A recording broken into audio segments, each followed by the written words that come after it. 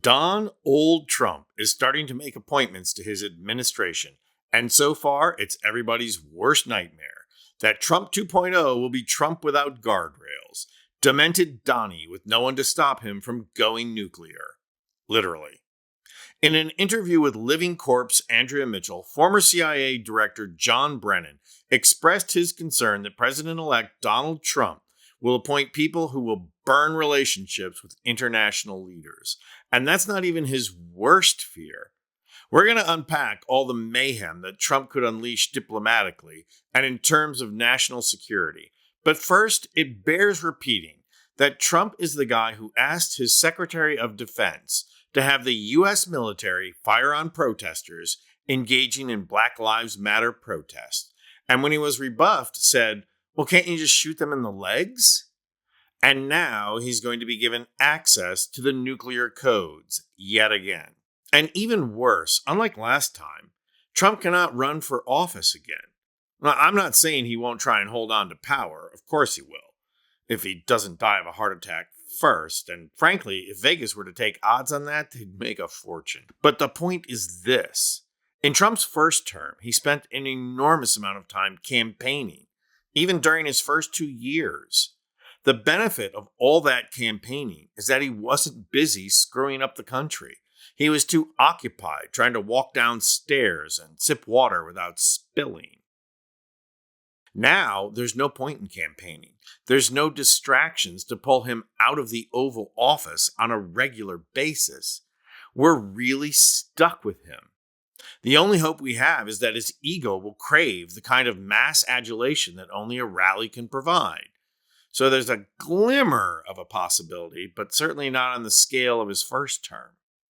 In terms of national security, though, Brennan had a lot to say about Trump. Let's just take them one at a time. Here's the first thing he said. And so it's a question of whether or not the individual who's going to lead the CIA in the future is going to have the integrity as well as the commitment to those principles that undergird the CIA's mission. And so I can tell you that there is quite a bit of concern within CIA, and I know within FBI and other non-policy organizations, that if you have somebody who is just used as a political tool of Donald Trump at the helm, there is a real risk, not just to the work of these individuals, but also to the national security of the United States. And so, in the years past, when Richard Nixon used the CIA inappropriately, or the FBI, there were steps taken, and there were congressional committees that were formed.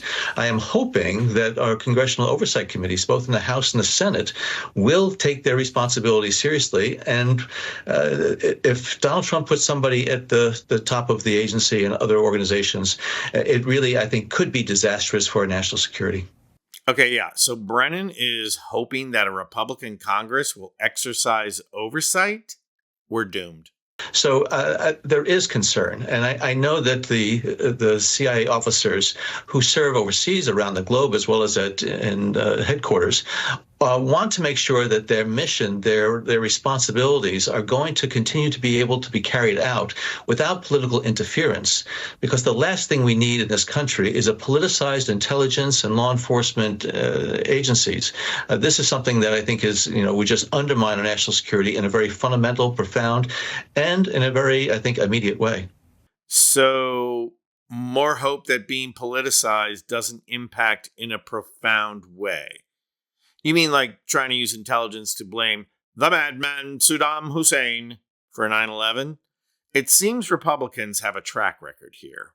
But the worst impact of Trump politicizing the CIA is yet to come, as Mitchell and Brennan discuss what the intelligence agencies of our allies are going to do when dealing with demented Donnie and his cast of clowns. Who have been, or the president-elect himself, who has been notably careless with intelligence in the past, inviting the Russian ambassador into the Oval Office, posting an Iranian site. I'm talking about when he was in office, not just taking classified documents home. Yeah, our partners and allies around the globe, the intelligence services that we work with very closely, I think they take seriously their responsibilities to protect their sources and methods. They want to be able to continue the collaboration and cooperation with U.S. intelligence agencies. But if, as you point out, we have somebody in the White House who is careless in terms of how he handles classified information, and the CIA and the intelligence community are going to be politicized, I think they will do their own, taking their own defensive measures, which is not to give us things for fear that it could be, in fact, exploited, manipulated, and used for political purposes. So it's worrying on so many fronts. It's worrying within the agencies themselves. It's worrying as far as our partners. And so I'm hoping against hope here that Donald Trump is not going to be putting in place these individuals who are just going to be political tools of his, because our future security really depends on, again, the integrity, the professionalism, and the objective apolitical work that they traditionally have done and need to continue to do. I have to admit, I'm not sure what the strategy is here on the part of MSNBC to have the geriatric brigade deal with this important issue. But the bottom line is this. In all probability, the intelligence agencies of France, Britain, Italy, Germany, Australia, and South Korea especially are going to withhold intelligence from Trump and the CIA because they can't trust him. They know, even if Brennan won't admit it, that any information they give will go straight to Moscow. Does anyone remember how, in the early days of the first Trump administration, his people were caught trying to establish a secure line to Putin that would bypass monitoring? We now know that was not some quixotic rookie mistake. I'm Anthony Vincent Gallo for Occupy Democrats.